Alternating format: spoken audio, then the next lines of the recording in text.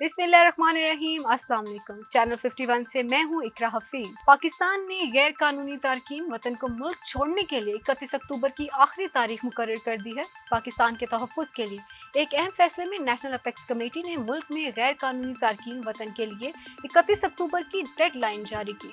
वज़ीर आज़म इनवारुल हक काकड़ की ज़ेर सदारत नेशनल एक्शन प्लान की अपेक्स कमेटी का इजलास हुआ, जिसमें chief of army staff Asim Munir, तमाम काबीना अरकान, सूबाई पुलिस सरबराहन और तमाम मुतल्लिका महकमों के आला हुकाम ने भी शिरकत की। सुप्रीम कमेटी ने कहा कि पाकिस्तान में गैर कानूनी तौर पर रहने वाले तमाम गैर शहरी बाशिंदों को 31 अक्टूबर 2023 तक मुल्क छोड़ने की तनबिया की जाती है।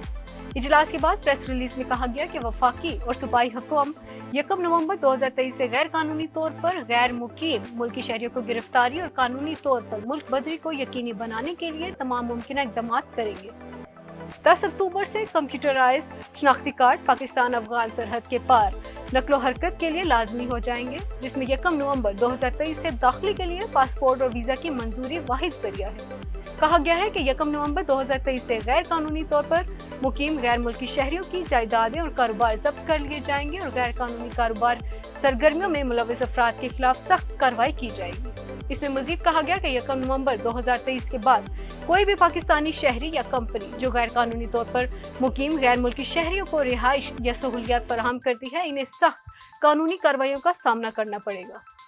सरफराज बगटी की प्रेस कॉन्फ्रेंस से खिताब करते हुए वजीर दाखिला सरफराज बगटी ने कहा कि इन हिदायत पर अमल दरामद को यकीनी बनाने के लिए वजारत दाखिला ने कानून नाफिज करने वाले इदारों और इंटेलिजेंस एहलकारों पर मुश्तमिल टास्क फोर्स कायम की है। टास्क फोर्स का मकसद जाली शनाख्त कार्ड के जरिए हासिल की गई गैर कानूनी जायदादों को जब्त करना और शनाख्त की तस्दीक के लिए DNA टेस्ट करवाना है।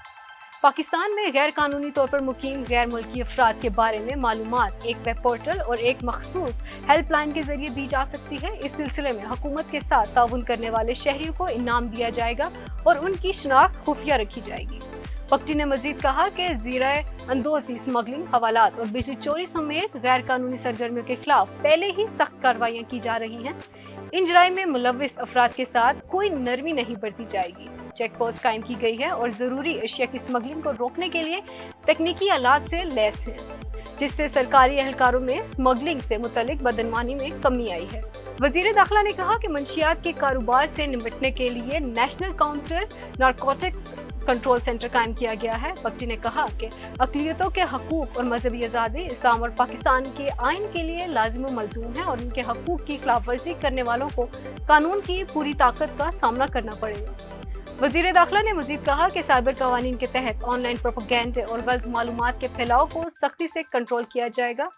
अवाम के तहफ़्फ़ुज़ और सहूलत के लिए कवानीन के बारे में आगाही और मुनासिब नफाज को यकीनी बनाने के लिए तकनीकी तरीके अपनाए जा रहे हैं। उन्होंने कहा कि जनवरी से अब तक 24 खुदकश धमाके हो चुके हैं और इनमें से 14 हमले अफगान शहरियों ने किए हैं। हमला आवरों में से एक अफगान निसाद भी था। हमें अफगानिस्तान से भी हमलों का सामना है। काउंटर टेररिज्म डिपार्टमेंट को मजबूत करना हमारे लिए नागुज़ेर है। एक्स पर एक बयान में सफारत खाने ने कहा कि गुज़श्ता 2 हफ्तों में 1000 से ज़ायद अफगानों को हिरासत में ले लिया गया है। पाकिस्तानी हुकाम के वादों के बावजूद पाकिस्तान में पुलिस के जरिए अफगान मुहाजिरीन की गिरफ्तारी और हरासा करने का सिलसिला जारी है। पेशावर के शुमाल मगरबी शहर में एक 57 साल अफगान फल फरोश फजल रहमान ने कहा कि वो 30 साल पहले पाकिस्तान आए थे और उनके बच्चे कभी अफगानिस्तान नहीं गए। उन्होंने कहा कि उन्होंने कभी पाकिस्तानी हुकाम के साथ रजिस्टर्ड होने की ज़रूरत ही महसूस नहीं की। अब खदशा है कि ऐसा करने में बहुत देर हो गई है।